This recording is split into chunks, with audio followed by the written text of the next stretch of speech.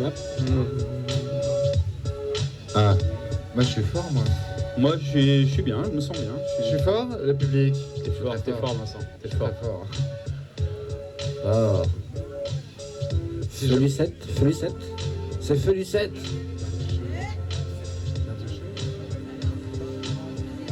Je parle. Non. C'est bon pour toi, Dan? Mais bon, t'entends, on entend bien. Ouais. Je parle encore? D'accord, je parle. Vous pouvez vous approcher, les gens. N'hésitez pas. Si vous voulez vous en prendre plein la gueule.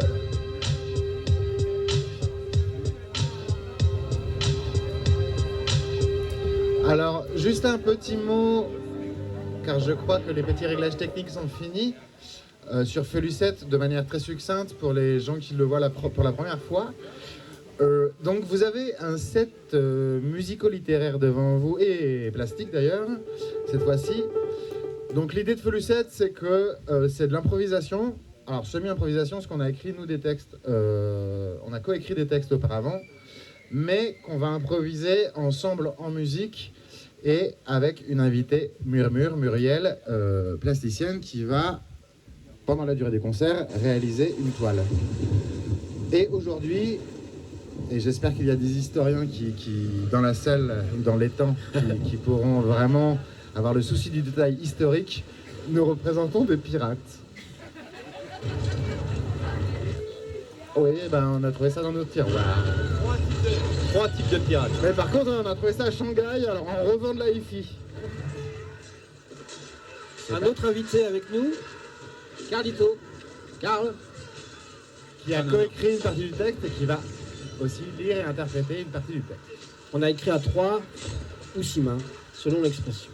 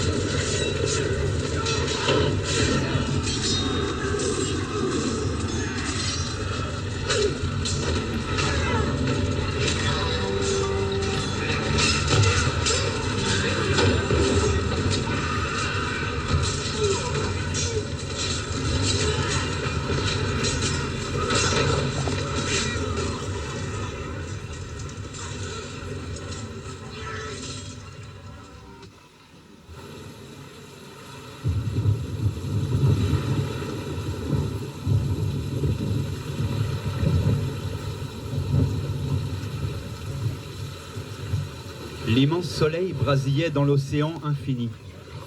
Infini et sans vie, sans flot. Au large de partout, au milieu de nulle part. Les Caraïbes peut-être, certainement même. Le petit Thomas n'aurait pas pu vous le dire lorsqu'il se réveilla sur son radeau de fortune, tout juste assez grand pour y accueillir son corps étalé d'enfant de 10 ans. Ce corps de rescapé, terni par la chaleur et l'âpre amertume de l'air marin. La sourde et puissante étoile diurne étourdissait encore plus son esprit mal réveillé. Il ne pouvait s'abriter, se protéger de ce désert liquide, de cet océan aride. La vaste étendue d'eau ironisait sur la soif agonisante du petit Thomas. Il avait beau se déverser urgemment de l'eau sur son jeune visage marqué par l'agression du soleil et du sel, cette eau, il ne pouvait la boire.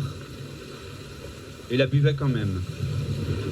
Son cerveau s'arrêtait sur le clapotement de l'eau orchestrée par ses petites menottes, comme pour dévier l'esprit de l'insoutenable réalité qui s'offrait à lui. Puis il cessa soudain et écouta le silence. Un silence hostile de néant. Une vague de vide s'écrasa sur le petit Thomas.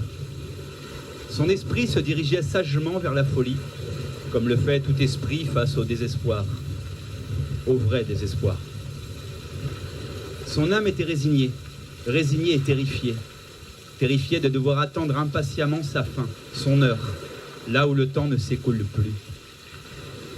Il regarda son reflet dans le miroir liquéfié et s'étonna de ne sentir aucune douleur malgré sa joue droite complètement déchiquetée.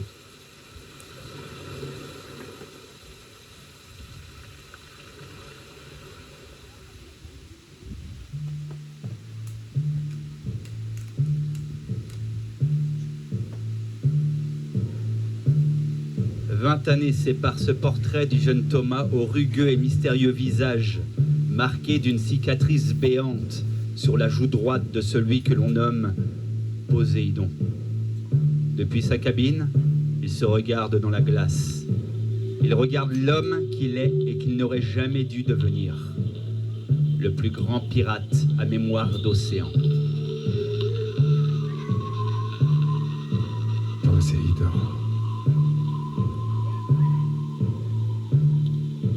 Poséidon. Poséidon. Le vent souffle fort. Du mât de Mycène au mât d'Artimon, les voiles gonflées d'arrogantes bourrasques claquent sous les rafales. Des gerbes de flotte s'écrasent sur le pont et ses planches de bois de chêne vaillant. Le ciel bas et lourd annonce l'orage. Le trois-mâts navigue, impétueux sous l'ardeur des manœuvres déterminées et habiles de l'équipage pirate. Une meute hirsute, plus proche des chiens que des loups de mer. Des hommes durs, rustres, abîmés de sel, aux yeux de sable, allumés au feu du soleil, taillés par les vents, tous rendus fous par des vagues et la mer, le cœur et l'âme effrontés par les langueurs océanes et la vie au long cours, sculptés aux lames acérées des sabres. Thomas, le pire de tous, le capitaine de ce vaisseau, Poséidon, roi féroce et sanguinaire, au règne marin hostile à qui le croise. De canon à l'abordage, du croisement de la ferraille à la mise à feu et à sang, sans quartier, c'est la poudre qui parle et qui tonne. Un homme complexe, craint et respecté. Un roi au règne marin et au royaume liquide. Les escales sur terre sont rares et rageuses. Sa vie, son destin, tout dirigé vers son seul objectif. Sa seule raison de vivre, son ultime destination. Non pas l'exotisme de la vie d'aventurier brigand. Non pas l'appât du gain et les coffres remplis d'or et de joyaux que ces chiens de pirates et frères de guerre et de misère pillent au ventre plein des cales chargées des navires vaincus. Non, le caractère mercenaire et les retournements de veste au plus offrant. Sa vie, ses hommes, son bateau aux mains d'un plus imbécile, il n'aime pas bien ça. Ici, flibustier, là-bas, pirate ou corsaire. Les pavillons tournent comme des girouettes. Les voiliers changent de nom. Un galion ou un brick. Volte-face et toujours le vent dans le dos. Non, ses motivations sont bien plus enfouies et personnelles et secrètes.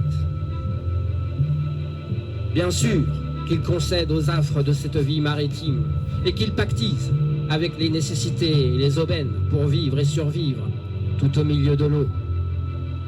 Ce qui l'anime et le consume, c'est l'épice du plat froid de la vengeance. Poivre fort et brûlant qui enflamme son existence.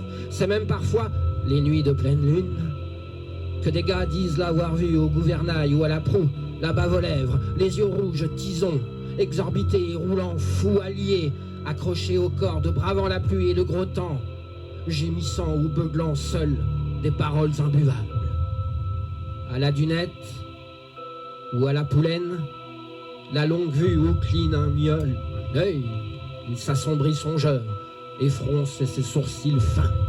La barbe forestière, la moustache en broussailles, le chapeau mal mis, il arpente ainsi du grand Atlantique aux Caraïbes, l'océan ou la mer, pour évincer et oxyre tous les démons de son passé. Mais n'allons pas trop vite en besogne et Avant de vous raconter l'ultime chevauchée océane de Poséidon, ce terrible dieu refoulé des mers, avant de relater cette course folle dont j'ai été moi-même le témoin, et qui mettra fin de manière spectaculaire aussi bien au jour qu'à la carrière de ce redouté pirate. Avant de vous narrer par le menu le dernier voyage du bateau La Revanche et de son équipage fabuleux, il me faut revenir en arrière, oui, revenons là où nous avions laissé Thomas. Revenons à ce petit corps d'enfant de 10 ans à la dérive, en proie à la soif et à la désolation. Ce petit corps d'enfant au milieu de cet infini délire mouvant qui est devenu pour lui l'océan bleu.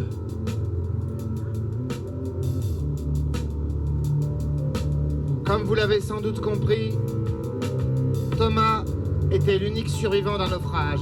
Pour être plus précis, il était l'unique survivant du naufrage du galion français nommé Sainte-Marie, en route vers les Amériques pour y embarquer coton et tabac, dont son fier capitaine de père était chargé de faire ensuite le commerce dans les plus grands ports d'Europe, ce qu'il ne fait évidemment jamais, ayant été victime d'une de ces effroyables tempêtes qui sévissent sur ce coin retiré du globe.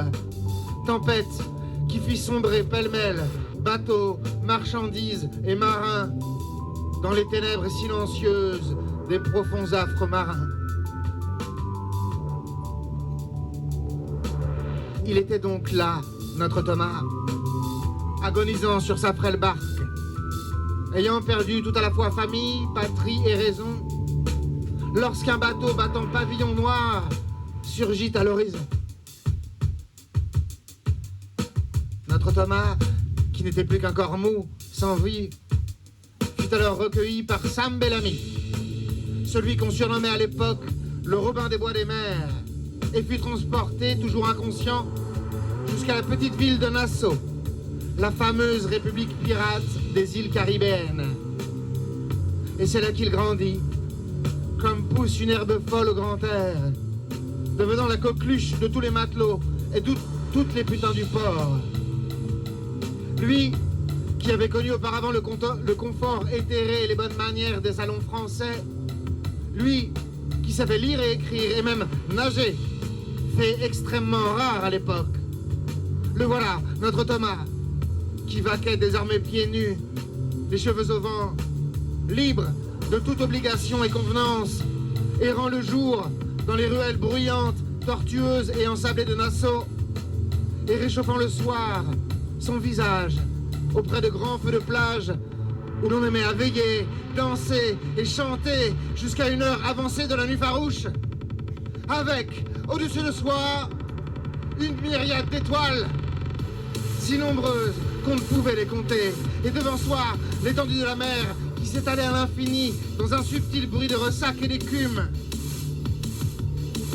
Dans les tripots du port, nichés dans les gorges généreuses de ces tataputains qui l'accueillaient et l'enlaçaient toujours affectueusement, écoutant avidement toutes les histoires grivoises et les folles aventures de ces marins renégats devenus ses chers compagnons et amis, il apprit à jurer, à rire, à penser, à rôter, à boire, à aimer et à librement rêver. Oui, il devint l'enfant prodige de tous ces hors-la-loi, l'enfant chéri de tous ces apatrides athées, craint de toutes les cours européennes. Il eut pour précepteurs les pirates dont nous connaissons tous le nom, la vie ou la légende. De Bellamy, son sauveur, il hérita de la générosité et du cœur clément. D'Edward Thatch, dit Barbe Bleue, il prit l'aspect sauvage et l'esprit stratège. d'Anne Bonny, compagne et élégant de l'élégant et raffiné Rackham le Rouge, il retint la haine des lois et des conventions.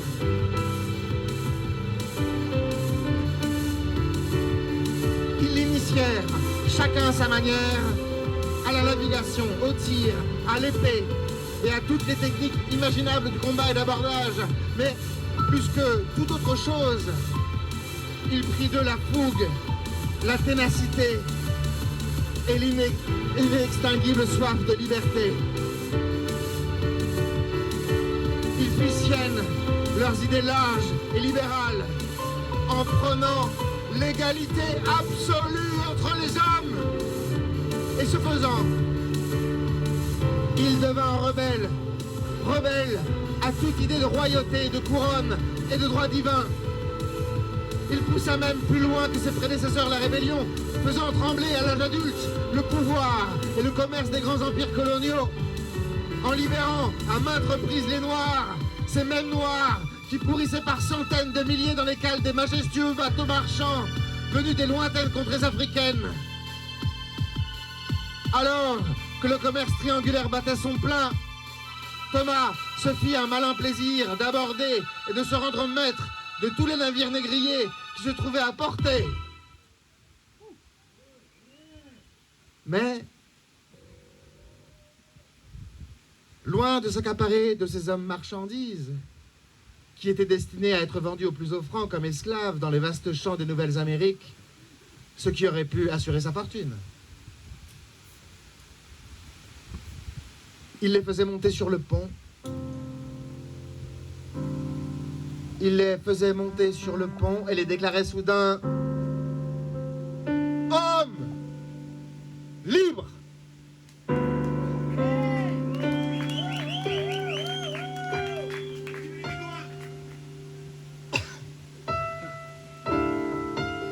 Il y avait aussi quelques bédouins dans l'équipage.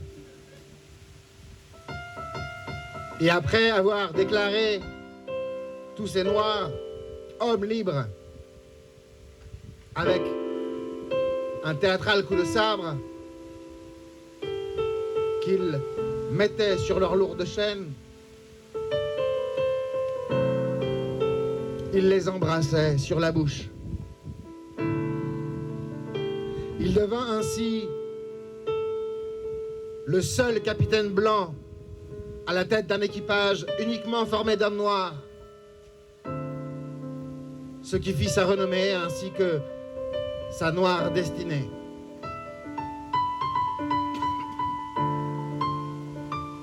Car ceux qu'on désignait à l'époque comme sauvages, ceux dont on niait l'humanité jusqu'à refuser l'existence même de leur âme, disant d'eux qu'ils n'étaient somme toute que des animaux au cœur aussi noir que la peau,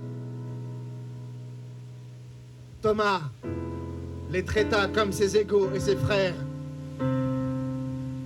Et en retour, tous ces hommes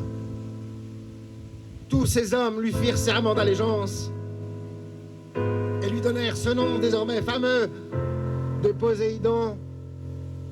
Poséidon. Poséidon, roi et démon puissant des mers. Poséidon.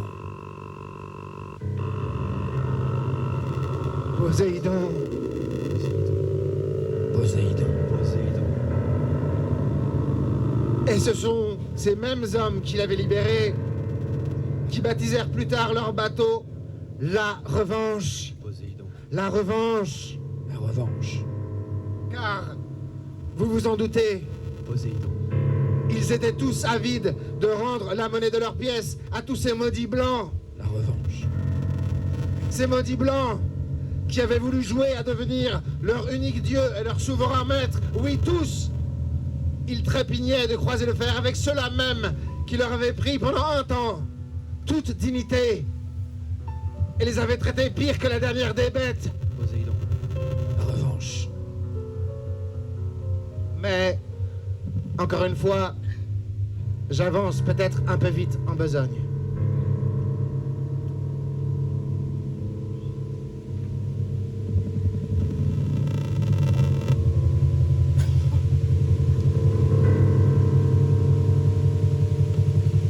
L'impressionnante carcasse de Désiré faisait de lui l'homme le plus respecté de l'équipage après le maître des mers.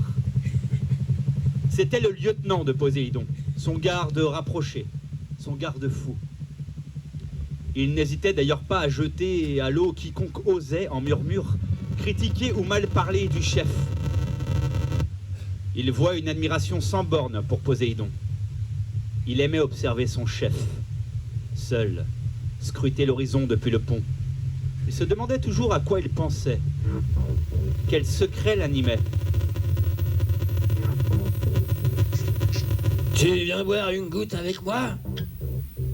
Désiré se sentit pris en flagrant délit d'observation.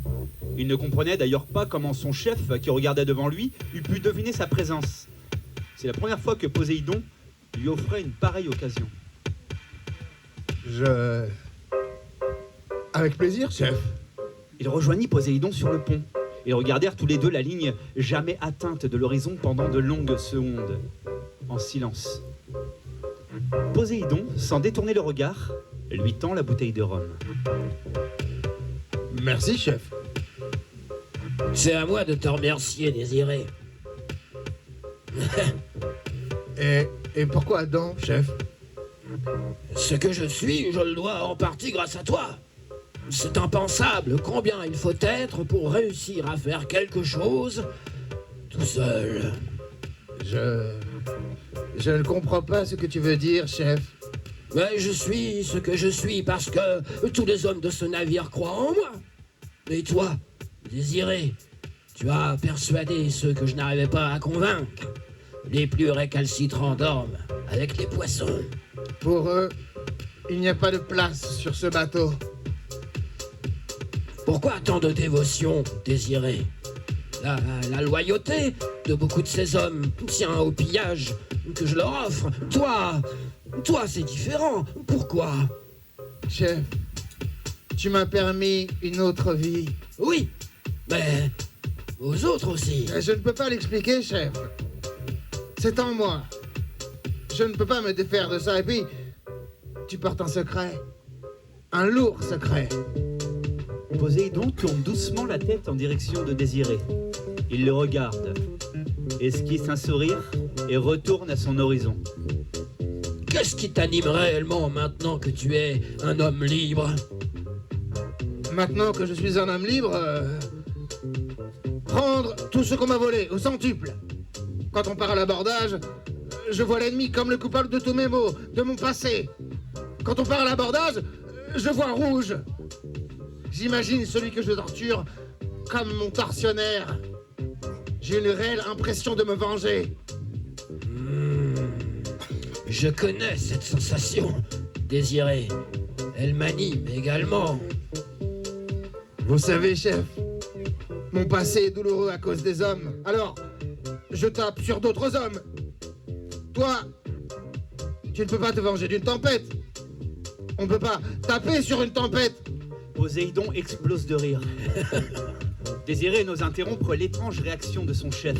Réaction d'autant plus étrange que Poséidon n'est pas du genre à laisser aller ses émotions. Crois-moi, Désiré, il y a des tempêtes que l'on peut fracasser. Poséidon arrache la bouteille des mains de Désiré et s'en retourne au cœur du navire, laissant Désiré seul face à l'horizon. Désiré brave alors le vent pour se faire entendre. Hé, chef, et comment? Poséidon stoppe, ça marche, net. Le silence se laisse aller au vent. Poséidon prend une grande inspiration, ferme les yeux, il expulse alors lentement tout l'air de son corps.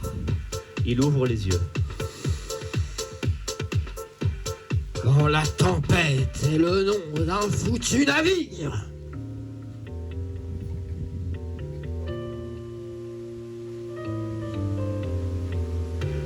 Ainsi, la revanche est aux trousses de la tempête, comme le soleil court après la lune. Une course, une chasse que Poséidon mène sans trêve et sans relâche, par-delà les mers. Roi déchaîné, prêt à abattre la sentence du trident vengeur sur ce vaisseau de malheur, la tempête. Une frégate rapide sur les flots et diablement bien armée. À la tête d'un équipage constitué non pas par des pirates, mais des corsaires, peu fréquentables, et animés par les brillances écarlates des pierres précieuses, envieux fous, enfiévrés par les reflets dorés de l'or, et se fichant bien du sort des hommes noirs, et de bons sentiments d'un humanisme qui ne les concerne pas. Forçats de la mer, avec à leur tête, au gouvernail, un capitaine, un chef insaisissable, un espagnol, Amaro Pargo. Amaro Pargo. Amaro Pargo. Le lourd secret que porte Thomas cet irrésistible, cet irrépressible besoin de vengeance. Les racines du mal qui nous tourmentent trouvent leurs origines dans une malsaine compétition fratricide.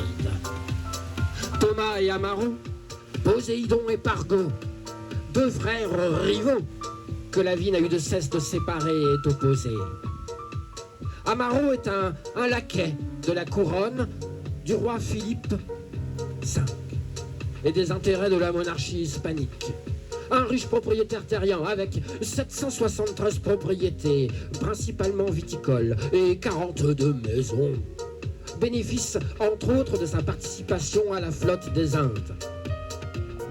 Il gonfle ses recettes avec la revente des navires qu'il saisit. Pargo le rapide, comme le poisson du même nom.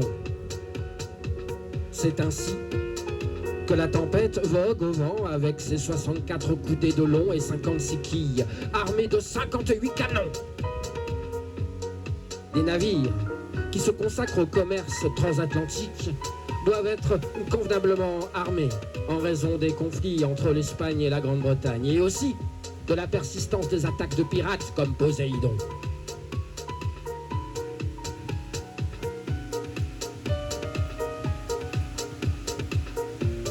Une autre raison de les amener est l'achat et la vente de navires arraisonnés, activité à laquelle s'adonne Amaro Pargo.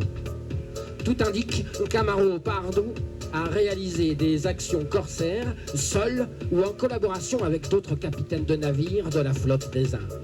Surtout, Amaro a également transporté des esclaves dans des conditions inhumaines vers les Caraïbes, dans les cales de ces navires.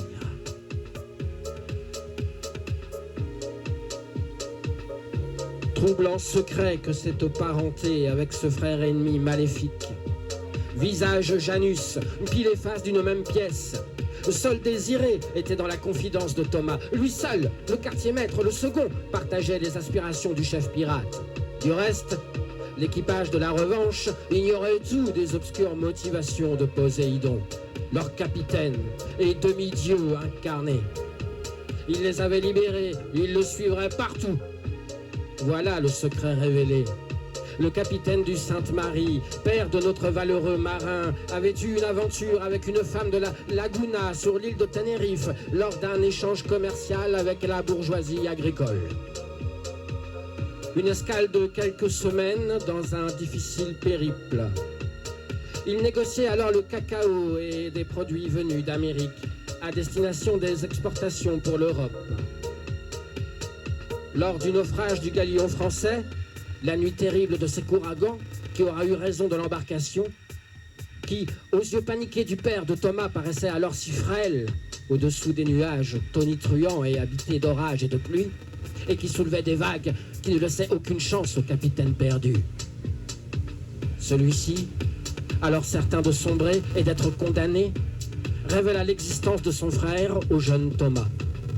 Les larmes aux yeux de désarroi et de honte et de peur. Le père ne l'avait pas reconnu, mais honteusement et discrètement, il avait entretenu une correspondance avec la femme amante de la lointaine Tenerife. Il avait eu alors des nouvelles relatives de cette progéniture illégitime, fruit d'une passion déraisonnable et éphémère. Coup de foudre d'un tonnerre de Brest. À quelques mois d'intervalle, les deux frères naissaient dans des lieux et des conditions si différentes que depuis la vie se chargeait de les rassembler au fil de l'eau d'une mer d'amertume. En ce soir de juillet, sur le pont de la Revanche, Thomas, derrière sa longue vue, trépigne et jubile.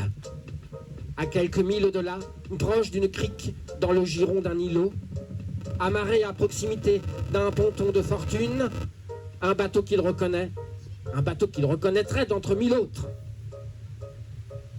La mer est si calme, ne trahit le silence du soir qui tombe que le diffus souffle du vent dans la toile de la grande voile. Tous les hommes aux ordres de Poséidon à leur poste. Le vent du boulet et l'odeur de la poudre promettent sa fête aux marins d'en face.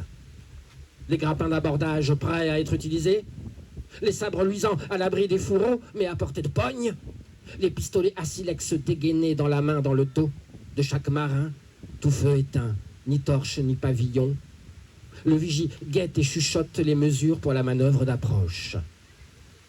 La revanche se faufile et glisse dans le néant de la nuit, tel le félin qui chasse.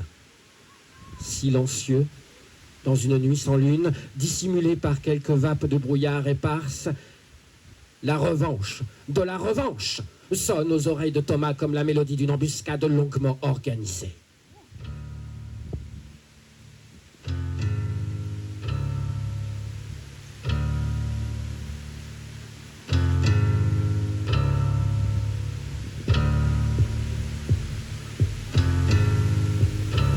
Avant de donner l'assaut depuis sa cabine, Thomas se regarde une dernière fois dans la glace. Il regarde l'homme qu'il est et qu'il n'aurait jamais dû devenir. Oui, il songe à son existence, à tous les événements qui font d'une vie une vie. Il murmure plusieurs fois entre ses dents. Poséidon, Poséidon, Poséidon, Poséidon, Poséidon. Comme si ce simple mot contenait un quelconque élément de réponse face au mystère insondable de son étrange destinée. Il répète à voix basse. Poséidon, Poséidon, Poséidon, Poséidon, Poséidon. Et une tempête de rage se lève brusquement en lui. Tout en agrippant des deux mains la table qui lui fait face pour se retenir de hurler, il revoit dans un éclair le merveilleux visage mutin de Lucette. Lucette, son amour, son grand amour. Son amour à tout jamais perdu, parti sans retour, son amour injustement arraché à lui avant l'heure. Lucette, sa Lucette adorée, dont il avait tenu à garde quelques mois auparavant le cadavre froid, sanglant et souillé entre ses bras forts et pour autant impuissant en cette occasion tragique. Belle, belle, belle, belle Lucette. Lucette, la putain, la magnifique catin de Nassau, avec qui il avait rêvé une vie meilleure. Une vie meilleure, loin, très loin de leurs existences au nid de brigands. Divine, divine Lucette. Lucette, qui avait été tuée de la main même de son bâtard de frère. Ce maudit Pargo, ce Pargo de malheur, à qui notre Poséidon souhaite à présent tordre méchamment le cou.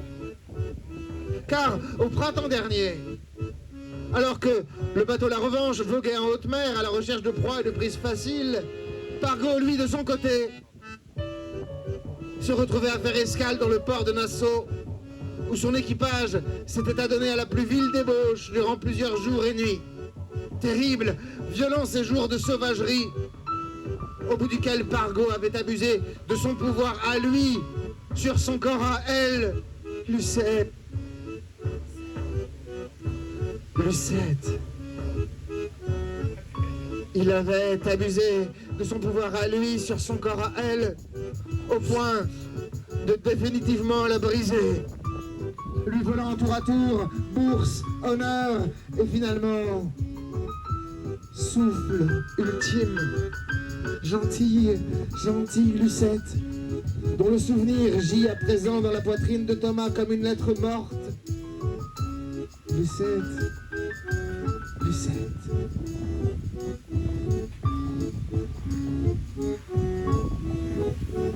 D'ailleurs, seul dans sa cabine, alors qu'une lourde larme perle sur sa joue mutilée, il lui écrit mentalement une missive. Oui, Thomas adresse un poème d'adieu à Lucette, où lui confesse son désespoir, sa rage et tout son amour transi. Ma belle Lucette, tu as su dès le début, grâce à tes regards fripons et tes caresses félines, apprivoiser et dompter mon corps fier et fougueux. Lucette chérie, à la fine intelligence, aux doigts doux et au cœur innocent, Tu étais tout à la fois mon délicieux terrain vague, ma mielleuse terre promise, mon accueillant havre de paix et mon nécessaire port d'attache, où j'aimais mouiller libre et reposer serein. Inespérée Lucette, celle de ma vie, et raison même de mes innombrables campagnes scélérates sans cesse renouvelées. Car oui, c'est pour toi que j'ai redoublé d'efforts et me suis lancé corps et âme dans la criminelle entreprise pirate. Pour toi, que je repartais à chaque fois au large, le cœur en berne, m'éloignant à mon corps défendant de ton chaud giron chaloupé. Pour toi, qui valait bien tout l'or du monde, que je me suis entêté dans la périlleuse et éphémère voie du vaurien, pour amasser vêtements, trésors et richesses. Je me rappelle, faux que nous étions, que nous rêvions tous deux de nous sauver la fange contre vents et marées, en nous extrayant de notre condition d'hors-la-loi, grâce à l'or que j'étais en train d'amasser. Moi, je voulais t'attacher, t'arracher à la vie du bordel, à ses coutumes futiles et ses sordides excès. Toi, tu te voyais déjà à mon bras aux Nouvelles-Amériques, grande propriétaire terrienne ou bien riche marchande d'un quelconque négoce florissant. Mon Dieu, nous parlions même d'avoir des enfants et de fonder une famille aussi joyeuse que nombreuse. Fous que nous étions, Fou, Insensé, ivres d'amour et imbéciles heureux. aveugle et sourd à tout ce qui n'était pas nous. riches et comblés par notre désir commun et notre folle espérance. Lucette.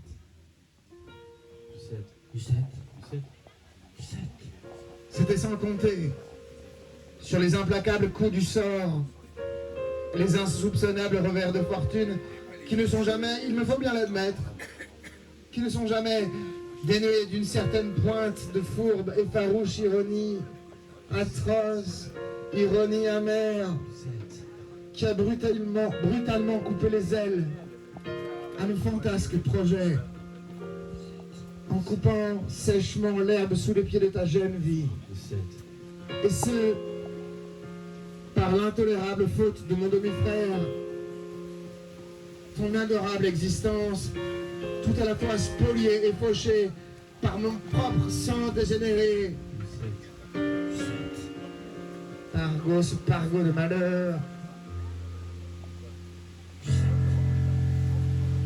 qui vit par l'épée, périra par l'épée. Qui vit par l'épée, périra par l'épée. Nous dit-on dans les Saintes Écritures. Ma foi, c'est ce que je compte dès aujourd'hui prouver à son misérable Pargo, ce frère ennemi juré sur qui maintenant je crache.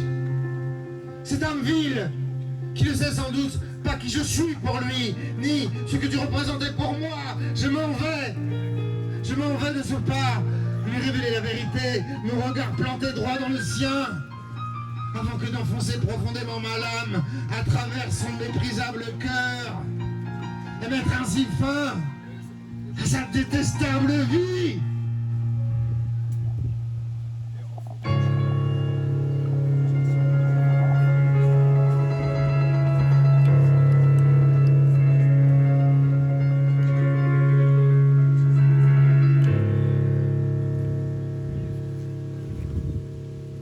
Désiré s'agite. Ils sont trop nombreux. Notre seule chance, c'est la surprise. C'est-à-dire maintenant, en pleine nuit. Il sait que cet abordage n'est pas un abordage comme les autres. Il l'a lu dans les yeux de son chef. Poséidon ne répond pas.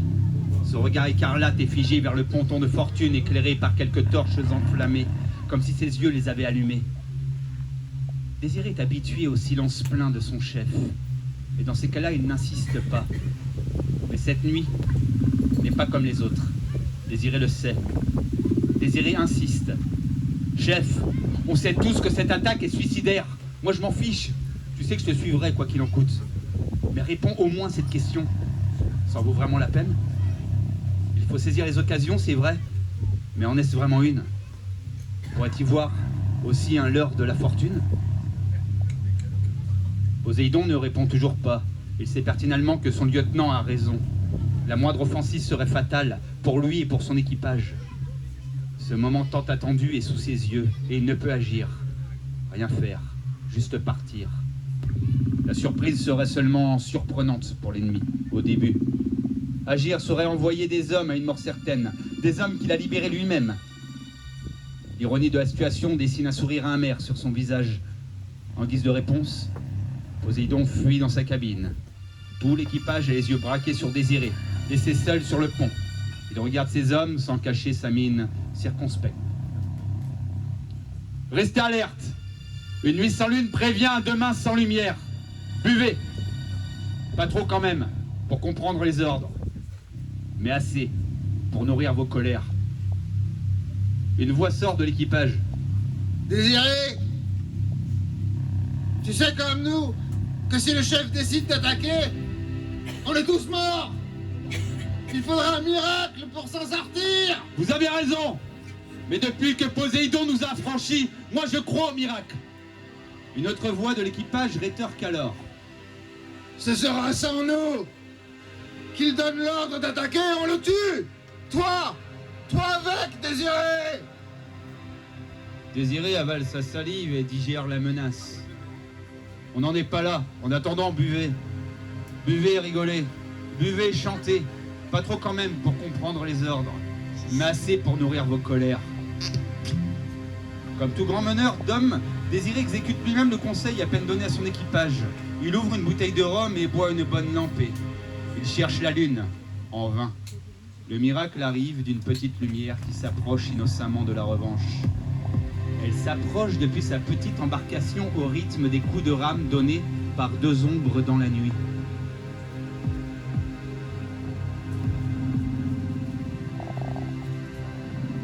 Seul dans sa cabine, Poséidon doit se résigner. C'est ce que lui dit sa raison. C'est ce que rejette son cœur. C'est ce que répète ce reflet qu'il scrute dans le miroir du bar au milieu des bouteilles. Il veut une gorgée lui aussi. Et il préfère balayer de colère avec son bras puissant toutes les bouteilles qui volent partout dans la cabine. En ouvrant la porte, Désiré se baisse pour esquiver l'une d'entre elles. Chef, voilà deux hommes qui, depuis une petite barque, se rendaient vers l'îlot où se trouvent Pargo et ses hommes. Ils allaient lui livrer plusieurs tonneaux de rhum. Désiré sort rapidement et jette les deux hommes frêles et effrayés au milieu de la cabine. Ils se ressemblent, les mêmes cheveux longs, les mêmes habits sales et déchirés, des vrais petits rats de contrebande. En regardant de plus près, 20 ans peut-être les séparent. Poséidon les regarde, ordonne à Désiré de fermer la porte depuis l'intérieur et de veiller à ce que personne ne rentre. Il prend une chaise et s'installe à côté des deux hommes à terre, mis au rang de cafards. Je vous écoute. Les hommes gardent le silence.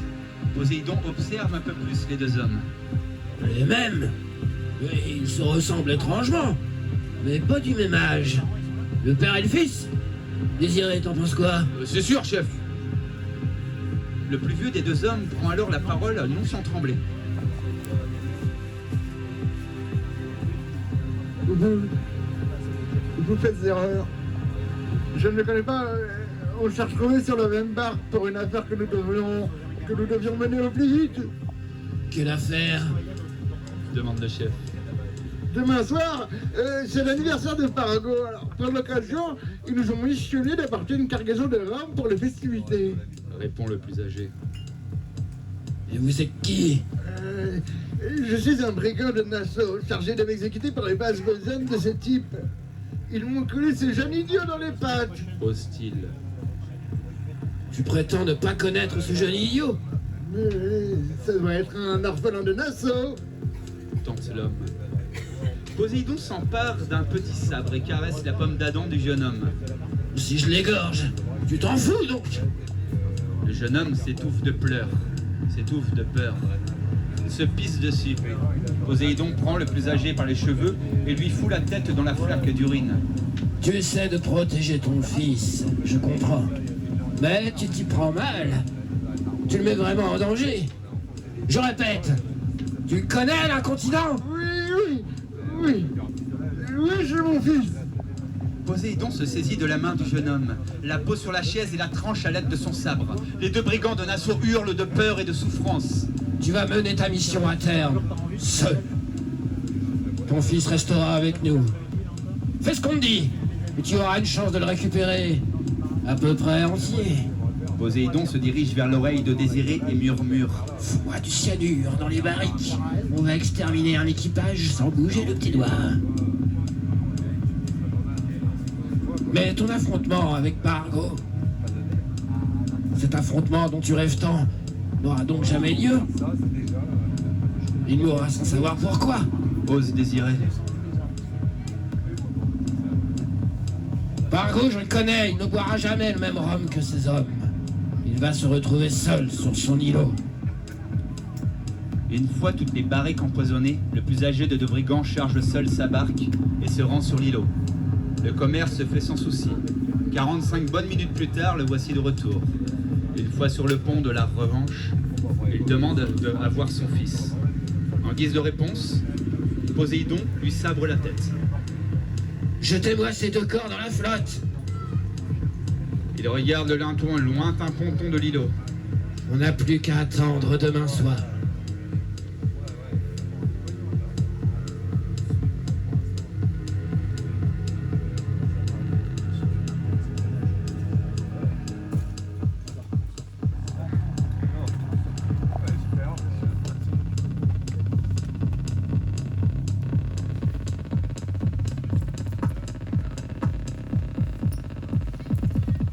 Ils étaient tous, Désiré le premier, habitués au combat et aux fluctuations de l'eau de mer qui clapote après coup et avant le rhum contre la coque du galion.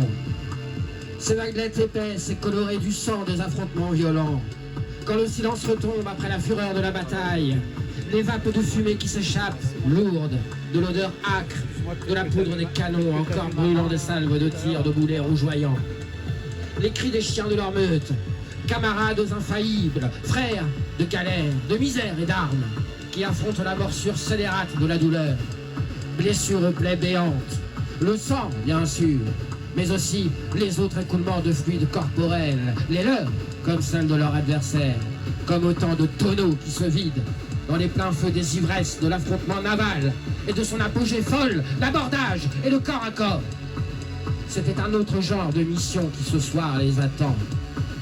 Le foudroyant capitaine Thomas, Poséidon, son humeur d'éclair et d'orage, d'envie, d'estoc et de taille, son sabre comme le trident symbolique au clair, se doit de couper lui-même la tête du rapide, se dénommer Pargo, son frère et son pire ennemi. Sur le pont, au milieu de ses hommes, il affiche un rictus sur son visage balafré. Ce soir, il ressent la joie dingue du meurtrier qui s'apprête à donner son office. Poséidon prend la parole.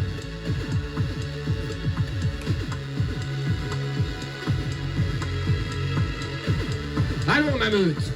Ce soir sonne l'heure d'une vengeance personnelle. Ce Pargo, gardez-le-moi au sec. Je veux être sa dernière et funeste vision. Patouche, c'est ma cible, ma proie. Amusez-vous une fois débarqué. Remplissez les cales et le stock. Après, profitez, lâchez-vous et puis brûlez tout. Quand j'aurai achevé cette crapule, vous me retrouverez au navire. La revanche n'aura jamais si bien porté son nom. Si je vous ai mené jusqu'ici, c'est donc pour me venger, me délecter de sa mort au bout de ma lame, le tenir entre mes mains. Occupez-vous des victuailles, des armes, des munitions, de la cargaison de sa tempête. Répandez-vous! Après cela, nous tirerons les canons de la guerre et de la victoire contre ce bateau qui ne mérite pas la mer. Moi, je vais l'assassiner, le tuer, le démembrer. Vous, amusez-vous avec les probables malades et affaiblis par notre opération Siahure. Ne gaspillez pas la poudre, choisissez la lame et regardez-les succomber dans le vide de leur regard.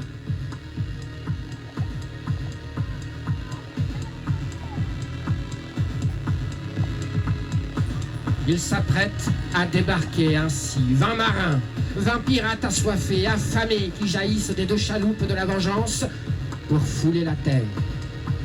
19 hommes et un Poséidon, possédé dans son corps, ses yeux, son attitude, ces imbuvables mots qu'il garde pour lui, presque chuchotant dans l'obscur de la nuit. Les marins, dont Désiré, s'avance vers la côte, discrètement, silencieusement.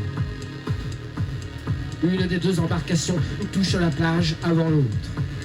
Les chaloupes accostent le sable noir de cette plage infâme, coincée dans le vent d'ouest. La nuit est sombre. Pas de lune. Alors qu'ils se dispersent comme des ombres, sans un bruit. 20 marins fous, décidés, convaincus, foulent pied sur le sable de leur destin. Hormis le bruit du large, rien. Aucun son. Sur l'îlot, 2 bâtisses et quelques dépendances, cases et cahutes. Les pirates assaillants rampent entre dunes et rochers. Par-ci par-là, une végétation pauvre et éparse fournit un maigre camouflage. Les hommes sont répartis de telle manière qu'ils encerclent les principaux bâtiments. Une dernière minute d'observation muette avant cet étrange assaut. Poséidon, dans un état que même ses fidèles marins ne lui reconnaissent pas, semble totalement galvanisé d'une rage, d'une violence qui semble avoir pris le dessus sur sa raison. Le plus discrètement possible, il indique à sa troupe de former 2 groupes. Chacun investiguera l'un et l'autre des bâtiments. Plus à l'est, toujours amarré à un frêle ponton, la tempête est au mouillage et semble aussi inoccupée que tout le reste de ce caillou posé dans l'océan à braver les vents et les flots. À mon signal! Son sabre levé en l'air, il abaisse son bras et sa lame. On y va! Comme un seul homme.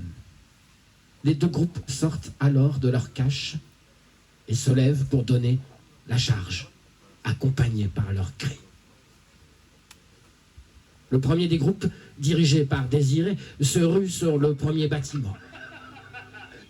Poséidon mène les hommes de l'autre formation vers la seconde bâtisse. À l'intérieur de la première construction, les hommes jaillissent comme des diables, après avoir éclaté la porte, stoppés net dans leur élan par la vision de ce qu'ils y trouvent. Une grande tablée, à laquelle sont assis une douzaine d'hommes affalés, la tête dans leur assiette, des bouteilles à côté d'eux. Ils semblent dormir, déchirés par trop de rhum. Mais les pirates ne sont pas dupes. Ces salauds ne dorment pas, ils sont crevés, empoisonnés par le cyanure. Les pirates, un peu surpris, un peu déçus, un peu mal à l'aise face à cette mort sans honneur qui a frappé ces gars-là, ils n'en font pas plus de cas. Les fouillent et prennent tout ce qui leur paraît briller, comme les bijoux et la monnaie, mais aussi les armes de certains macabées.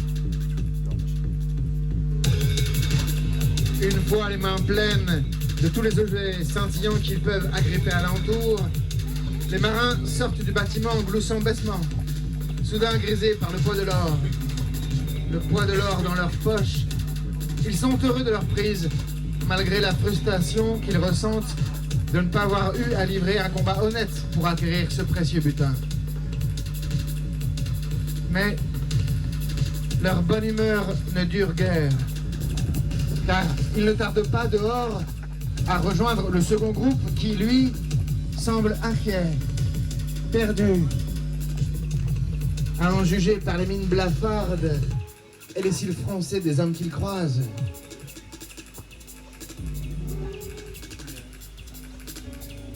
Au coin de la seconde bâtisse, Désiré tombe nez à nez sur Poséidon qui, les yeux écarquillés, regarde en tous sens. Que se passe-t-il, chef?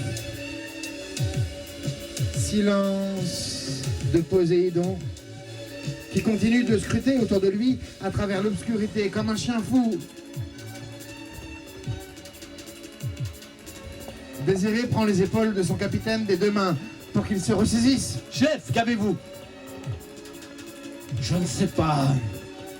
Un mauvais pressentiment. Pargo, vous l'avez trouvé, chef? Non. De Pargo, il n'y a aucune trace. Pas trace non plus de sa garde rapprochée. Rien à l'intérieur du bâtiment, chef. Ni à l'intérieur, ni à l'extérieur. Je me demande si notre livreur de Rome n'a pas vendu la mèche. Peut-être les a-t-il avertis de notre venue. À moins que Pargo nous ait entendus arriver et qu'il ait eu le temps de se cacher avec certains de ses hommes. Je ne sais pas, mais... Non, j'ai un mauvais pressentiment. Pourquoi ça, chef? Désiré, ce bâtiment, c'est là que l'équipage de Pargo stockait ses denrées, mais quelque chose ne tourne pas rond. Quelqu'un a trouvé et vidé tous les barils d'eau. Et toute la nourriture a été gâtée.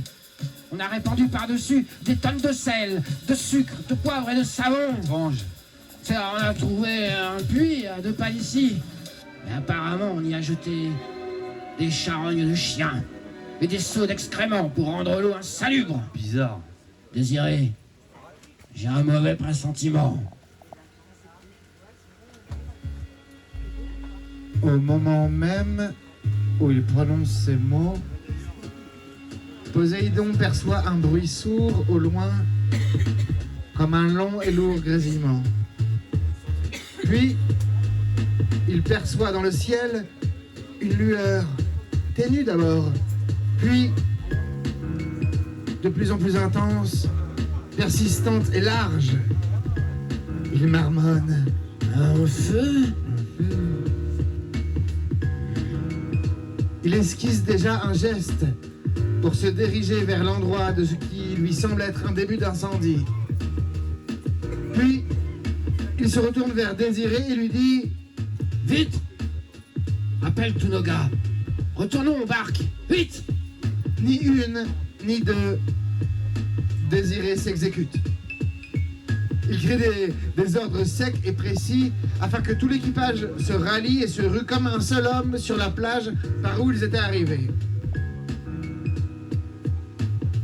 La meute des pirates, précédée de Poséidon, court à en perdre le souffle jusqu'au rivage, alors que les flammes se font de plus en plus hautes devant eux. Sur la grève, Poséidon, saisi d'effroi, s'arrête net et balbutie. Ils ont mis le feu à leur propre bateau. Regardez, là-bas, la tempête brûle. Effectivement, à leur droite, tout le bois et l'armature de la tempête sifflent, craquent et geint sous l'action des flammes devenues gigantesques. Tout l'équipage reste quoi? Totalement désarmé, en regardant ce spectacle aussi troublant que fascinant.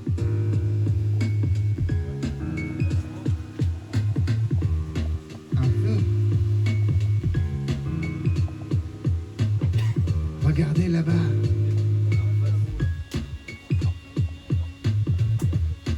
La tempête brûle.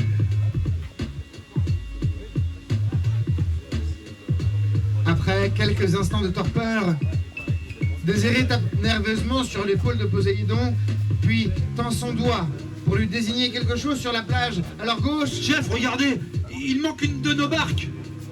Les deux hommes dévalent instantanément la dune pour atteindre la barque restante, suivis de près par le reste des hommes. Poséidon pose le premier la main sur l'embarcation et dit d'une voix atterrée: On a enlevé les rames.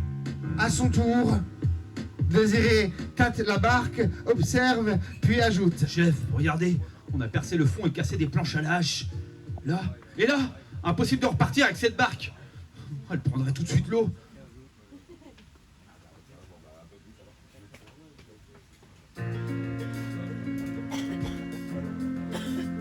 C'est alors qu'un puissant coup de canon est tiré depuis la Revanche.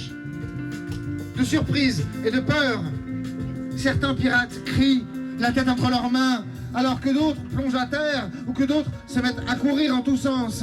Poséidon, lui, tombe à genoux en s'exclamant: C'est impossible! C'est impossible! Puis, il plonge entièrement dans l'océan et commence à nager dans une tentative désespérée de rejoindre son navire. Après avoir parcouru seulement quelques mètres, il voit Il voit les voiles de la revanche s'affaisser, puis prendre doucement le vent. Tous observent interdits leur cher bateau se mettre doucement en branle pour finalement s'éloigner et ne devenir qu'un point à l'horizon avant que de définitivement disparaître.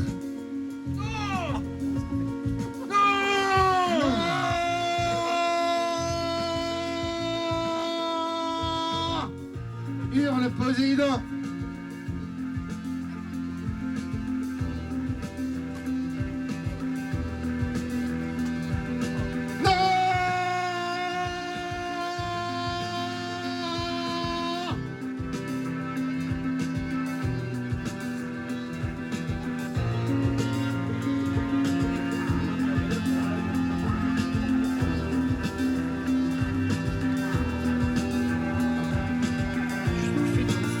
Les jours suivants, Poséidon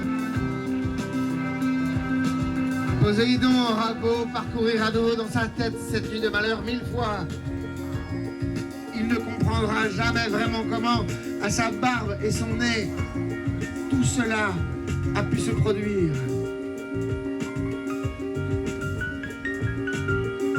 Ce qui est sûr, c'est que pendant que son équipage et lui se faufilaient silencieusement sur l'île pour surprendre leurs ennemis, ces mêmes ennemis, de leur côté, faisaient exactement le chemin inverse pour s'accaparer de leur bateau, la revanche.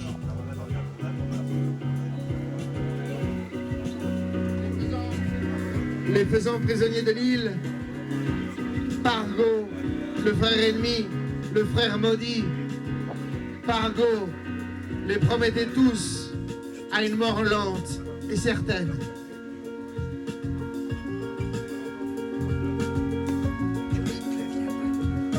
Je vous ai dit auparavant que j'avais été témoin du dernier voyage de la revanche. Oui, je faisais partie de ce valeureux équipage dont il ne reste aujourd'hui plus personne.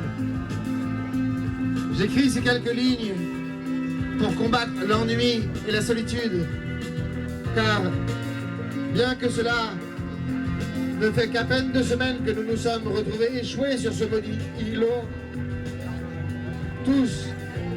tous mes camarades, tous, ils ont déjà péri de soif ou de faim.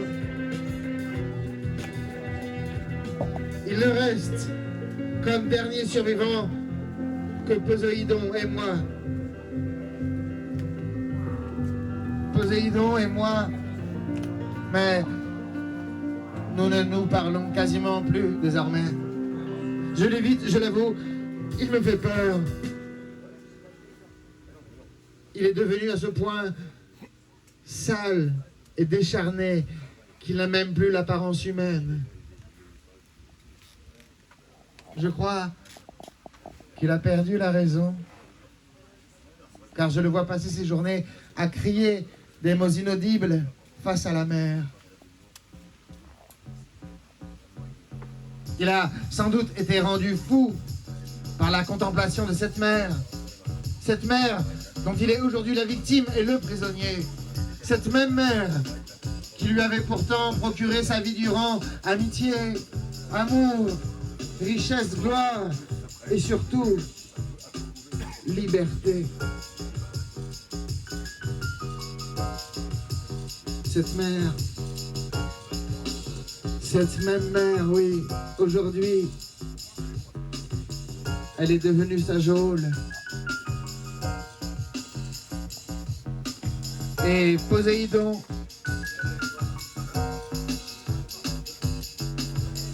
Dieu à présent sans adorateur ni sujet, Poséidon se retrouve à attendre la mort, gonflé pourtant de rage et de dépit. Captif, impénitent de son royaume immense et désert. Cette mer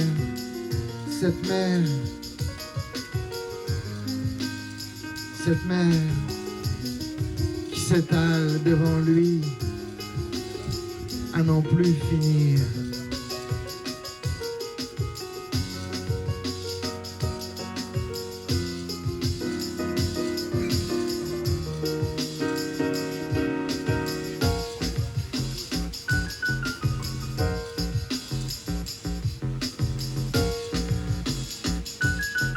cette mer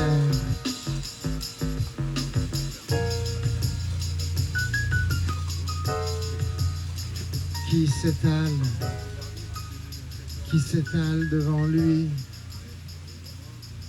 à n'en plus finir.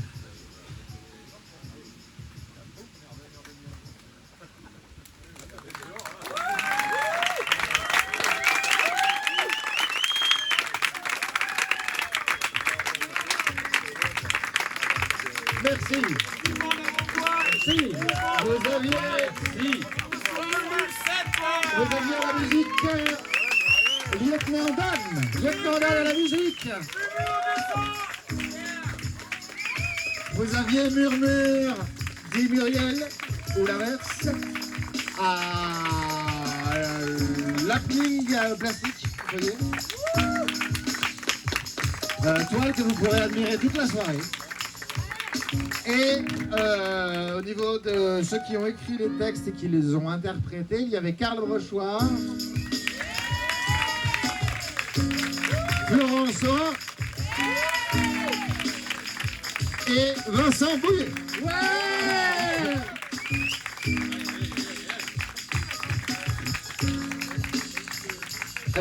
On remercie beaucoup Momo de nous avoir permis Merci Momo. Et donc, juste très vite, pour vous répéter, pour ceux qui étaient pour la première fois ici, donc Felicette, à chaque fois, c'est des one-shots, donc on fait des concerts qu'une fois en impro. Et donc, chaque concert est assez différent, avec des invités différents, qu'ils soient plastiques, musiciens, auteurs, etc. Bien joué. Et on kiffe le faire, et on espère que vous kiffez le regarder et l'entendre. Comment ? Il y a des abonnés. Il y a des accros. Et d'ailleurs, j'en profite aussi, je fais de l'autopromo très vite. On a du coup, là, pour nos 1 an qu'on a fêté il n'y a pas si longtemps, si vous tapotez sur internet, maintenant il y a une chaîne YouTube où vous pouvez revoir ou découvrir ou redécouvrir. Abonnez-vous les concerts. Et j'ai, parce qu'on nous le demande souvent, j'ai 6 exemplaires des textes que je peux donner aux gens si vous voulez. Et autrement, vous pouvez écrire à felucette@gmail.com et si vous voulez les textes, et on vous les envoie. Voilà, c'est tout. Merci beaucoup. Merci. Merci.